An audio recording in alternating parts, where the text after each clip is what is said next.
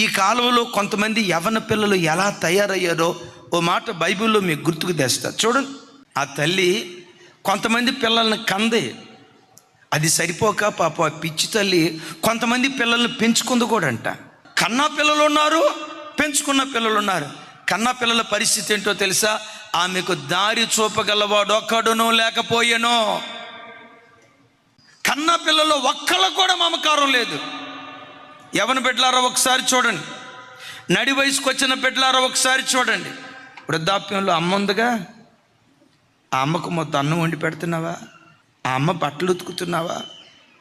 ఆ అమ్మ ఎప్పుడైనా బాగలేదమ్మా అంటే అమ్మ దగ్గర కూర్చొని కాళ్ళు ఒత్తుతా, అమ్మా నా చిన్నతనంలో నాకు ఇట్లా సేవ చేసావుగా, నీ రుణం తీర్చుకుంటానమ్మా. నా చిన్నతనంలో నాకు ఇట్లా పరిచర్య చేసావు కదా నాన్న, నీ రుణం తీర్చుకుంటా నాన్న అని ఎప్పుడైనా తల్లిదండ్రుల పట్ల అలాంటి ప్రేమను కనపరిచే వ్యక్తులుగా మీరున్నారా లేదా ఆలోచించండి. ఈ తల్లి పరిస్థితి ఏంటంటే, ఆమె కనిన వారిలందరిలో ఆమెకు దారి చూపువాడు ఒకడునూ లేడట. ఆమె పెంచిన కుమారులందరిలో ఆమెను చెయ్యి పట్టుకునేవాడు ఒకడునూ లేకపోయాను. కన్నా పిల్లలు అంతే తగలబడ్డారు, పెంచిన పిల్లలు అలాగే ఉన్నారు. ఈరోజు అదే తల్లికి జ్వరం వస్తే హాస్పిటల్కి తీసుకెళ్ళటానికి కూడా నీకు చేతులు రావట్లేదంటే, అమ్మా ఎట్లున్నావే, ఇడ్లీ తెచ్చి పెట్టమంటావా, ఏదైనా టిఫిన్ చేసి పెట్టమంటావా, ఒక ముద్ద వంట ఏమన్నా చేసి పెట్టమంటావా? తల్లిని అడగటానికి నీకు నోరు రాకపోగా ముసల్దానా, హే ముసలోడా, ముసల్దానా అనే పిల్లల మీద నువ్వు చిరాకు, కన్న తల్లిదండ్రుల మీద చిరాకు పడుతున్నావంటే తమ్ముడా, ఇదేనా దేవుడు నీకు నేర్పిన సంస్కారం? ఆ వృద్ధాప్యానికి వచ్చిన అత్తామామలను కసురుకుంటున్నావంటే, అమ్మా దేవుని దగ్గర నువ్వు నేర్చుకున్న సంస్కారం ఇదేనా?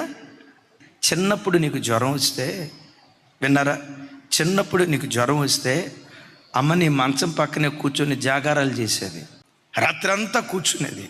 ఈ బిడ్డకు జ్వరం వచ్చింది, ఏమైపోద్దో వీడికి, ఇది జ్వరమా ఇంకేమైనా, అయ్యో బిడ్డకి ఏమైపోద్దో. ఆ జ్వరం తగ్గేదాకా ఆ తల్లి ఏడ్చిన ఏడ్పు, నీ కొరకు చేసిన జాగారాలు వర్ణనాతీతం. కొంచెం వయసు పెరిగేసరికి ఆ తల్లులకు ఎంత మానని గాయాలు ఈరోజు యవ్వన పిల్లలు కలుగు చేస్తున్నారో. చాలామంది తల్లిదండ్రులు ఏడుస్తూ చెప్పే మాట, అన్నయ్య వాళ్ళు పుట్టక మునుపు మేము ఎంత హ్యాపీగా ఉన్నామంటే అంత హ్యాపీగా ఉన్నాం అన్నయ్య, ఇలాంటి కొడుకు నా కడుపున పుట్టకుండా ఉంటే బాగుండేది, ఇలాంటి కూతురు నా కడుపున పుట్టకుండా ఉంటే బాగుండేదని చిన్నప్పుడు ఏ పిల్లలను చూసి మురిసిపోయామో అదే పిల్లలు ఈరోజు మా ఏడ్పు కారణమని ఎంతమంది తల్లిదండ్రులు ఏడుస్తూ చెప్తున్నారు ఈ మాట.